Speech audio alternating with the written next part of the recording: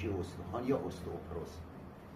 اولین علت به وجود آمدن بیماری استئوپروز یا پوکی استخوان مصرف کم لبنیات هست. ما روزانه باید 3 واحد لبنیات استفاده کنیم. دوم، ویتامین دی پایین. حتما یک سطح ویتامین دی از خودتون چک کنید و ببینید آیا میزان ویتامین دی در بدنتون کافی هست یا نیست، چون ما عمدتاً در خانم هامون به خصوص ویتامین دی پایین دارن و باید حتما سطح ویتامین دی کنترل بشه. نکته سوم، فعالیت بدنی که با جاذبه زمین ارتباط داشته باشه، مثل پیاده روی.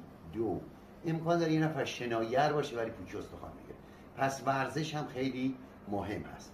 نکات مهمی در بیماری استئوپروز مهم هست. میبینید که خیلی ها در اثر افتادن از یه بلندی راحتی استخوانشون میشکنه.